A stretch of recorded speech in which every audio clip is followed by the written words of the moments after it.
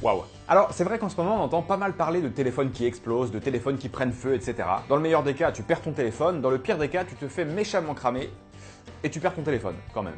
Alors, ok, ça explose, mais comment ça se fait? On va voir ça. Et on va voir également comment éviter que vos téléphones n'explosent. Les explosions, elles pourraient a priori s'expliquer via deux phénomènes. Le premier, l'emballement thermique, et le deuxième est une histoire de fusible. Et vous allez voir que même si a priori il y a deux raisons différentes d'explosion, ces deux raisons sont liées par un facteur commun, la chaleur. Premier cas, donc l'emballement thermique, notamment avec les batteries lithium-ion. Les batteries de téléphone sont rassemblées en plusieurs cellules, avec deux électrodes, plus et moins, hein, ça va jusque là. Il y a une substance conductrice qu'on appelle électrolyte, vous pouvez l'imaginer au milieu, et les ions circulent donc dans cet électrolyte.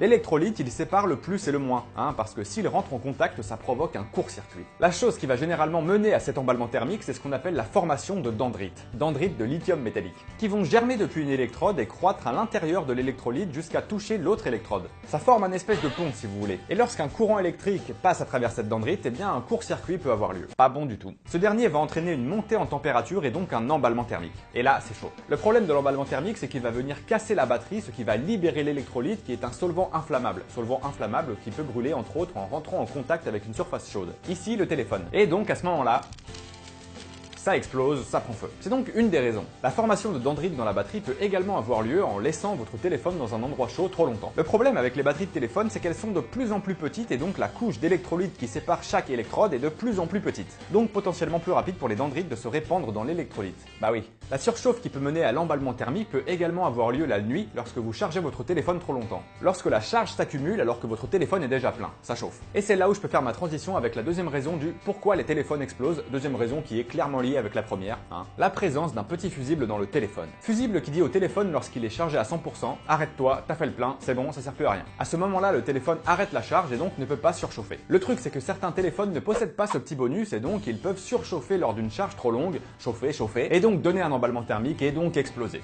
C'est bête. Alors plusieurs solutions pour éviter tout ça. Éviter d'acheter des batteries qui ne proviennent pas du même constructeur que le téléphone, des batteries potentiellement moins chères quoi, hein, vraiment c'est important. Ne pas laisser son téléphone dans un endroit trop chaud. Si vous chargez votre téléphone pendant plusieurs heures la nuit, évitez de le mettre sous votre oreiller. Et préférez un endroit plutôt ventilé, aéré, etc.